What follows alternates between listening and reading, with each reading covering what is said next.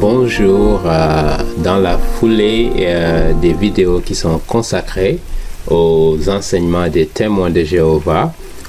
Aujourd'hui donc nous allons nous attarder sur un attribut de Jésus-Christ pour prouver qu'il est Dieu, Jéhovah lui-même, et qu'il n'est pas un Dieu avec un D minuscule comme l'affirment les témoins de Jéhovah. Donc aujourd'hui nous allons aborder quelques passages de l'Ancien Testament, un passage de l'Ancien Testament et un passage du Nouveau Testament pour prouver que Jésus-Christ est omniscient, c'est-à-dire qu'il connaît tout, rien ne lui échappe dans cet univers. Il connaît le passé, le présent et le futur, parce qu'il est omniscient, parce qu'il est Dieu avec un D majuscule. Il est un Dieu suprême.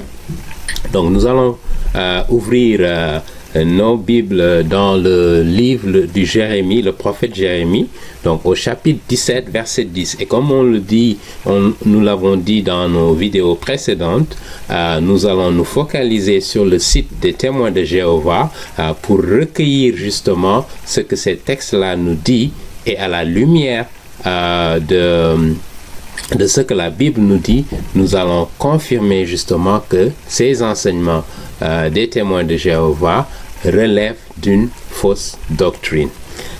Donc le chapitre 17, verset 10 du livre de Jérémie. Voilà ce que le texte des témoins de Jéhovah nous dit. Moi, Jéhovah, je scrute le cœur, j'examine les pensées les plus secrètes pour donner à chacun ce qu'il mérite pour sa conduite et ses actions.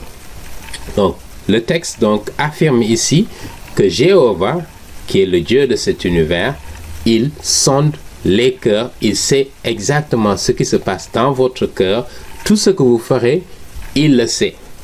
Et donc, pour ceux qui ne le sauraient pas, pensant que en faisant certaines choses en secret, vous pourrez échapper au Dieu de cet univers. Là, la Bible nous rappelle que rien de ce que vous faites dans le plus grand secret de votre vie ne lui échappe. D'accord? C'est ce qu'il a dit. Donc, on peut retenir ici, à travers ce verset, que Dieu, le Dieu de cet univers, est omniscient. Donc, il connaît tout ce qui se passe dans cet univers. D'accord? Et nous voulons prouver justement que ce même attribut qui est donné à Jéhovah dans l'Ancien Testament, dont les témoins de Jéhovah nous disent que c'est un attribut divin, nous voulons prouver dans cette vidéo que Jésus-Christ a justement ce même attribut et lui-même il le revendique. D'accord? Donc, et pour cela, nous allons dans le livre de l'Apocalypse, donc le dernier livre de la Bible, au chapitre 2 et au verset 23. D'accord? Donc voilà ce que le texte nous dit. Quant à ces enfants, je les tuerai par une plaie meurtrière, si bien que toutes les assemblées sauront que je suis celui qui examine les cœurs. Donc rappelez-vous, dans Jérémie 17, 10, Dieu dit que c'est lui qui scrute les cœurs. Et c'est exactement la même expression qu'on retrouve ici. Jésus-Christ dit, je suis celui qui examine les cœurs et les pensées les plus secrètes. D'accord? Il a donc le même attribut que Jéhovah qu'on a vu dans l'Ancien Testament. Et il dit, et je donnerai à chacun de vous ce qu'il mérite selon ses actions. Et la Bible est très claire que Jésus-Christ est le juge qui va juger l'ensemble des actions de tous les êtres humains, de toutes les créatures de cet univers. Et la Bible dans le Nouveau Testament, dans l'Évangile de Saint Jean au chapitre 5, verset 22, nous précise que Dieu le Père a confié à Dieu le Fils le jugement de tous les êtres humains qui ont jamais existé. Comment un être qui a été créé, comment un Dieu avec un D minuscule, d'abord peut sonder les choses les plus secrètes. Deuxièmement, comment peut-il être le juge de toutes les créatures de cet univers? Donc voilà un problème insurmontable pour les témoins de Jéhovah. Ils n'ont pas de réponse parce qu'ils s'enferment dans des contradictions. d'accord, avec leurs enseignements.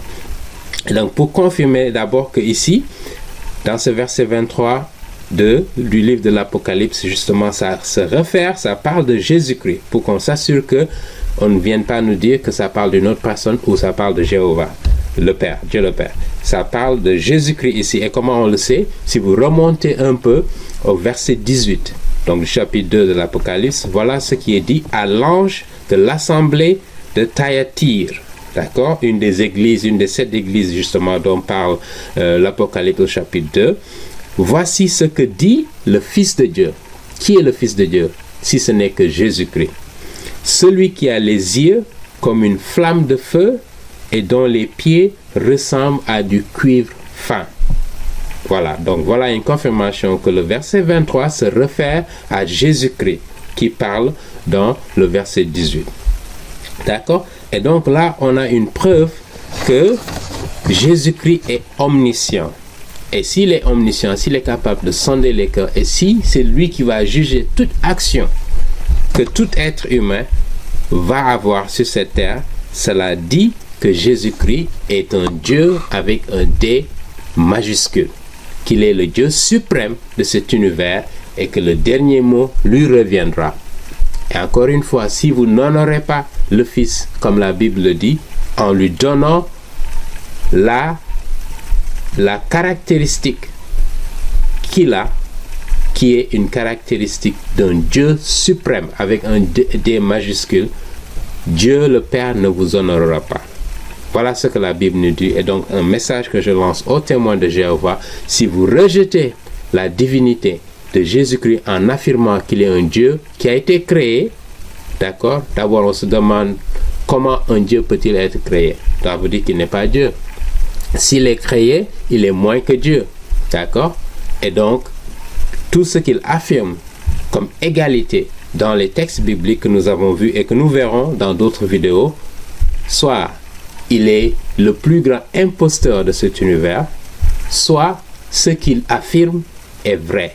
D'accord? Les témoins de Jéhovah, à vous de choisir l'option la plus correcte, mais il est clair que la Bible ne fait pas, il n'y a pas d'embâche, il n'y a pas de confusion, il n'y a pas d'ambiguïté sur le fait qu'il affirme non seulement qu'il est omnipotent, mais il est omniscient.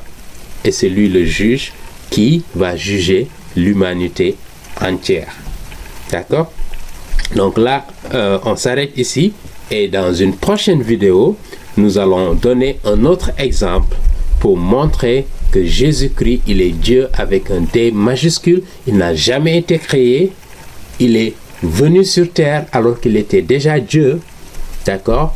Il a une seule personne. Il n'a pas deux personnalités, mais il a deux natures. Il a une nature divine. Il a une nature humaine. D'accord? Mais il est Dieu pleinement comme Dieu le Père. Dieu le Père l'a envoyé. Cela ne veut pas dire qu'il est moins Dieu que le Dieu le Père. Il a une substance qui est inférieure à la substance de Dieu le Père. Parce que lui-même, il a envoyé l'Esprit Saint lorsqu'il est parti. Et c'est aujourd'hui l'Esprit Saint qui est en train de gouverner le monde et qui est en train d'influencer le monde à travers les chrétiens. Ceux qui ont accepté Jésus-Christ comme leur Sauveur et leur Seigneur, il règne en eux. Et voilà pourquoi il est dans cet univers. Et un jour, lorsqu'il va enlever tous les chrétiens de cet univers, Satan va prendre contrôle et va créer beaucoup de ravages pour ceux qui resteront sur cette terre. Mais les chrétiens seront tous enlevés comme Jésus-Christ nous l'a promis dans beaucoup de passages de la Bible.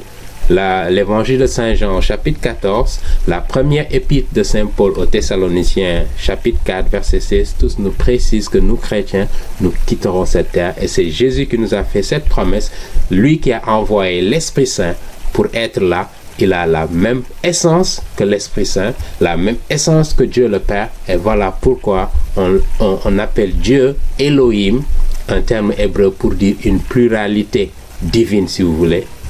Un seul être, et nous y reviendrons, mais en trois personnes. Voilà encore une fois une autre preuve que Jésus-Christ n'est pas ce que les témoins de Jéhovah affirment. Je vous remercie et je vous dis à très bientôt.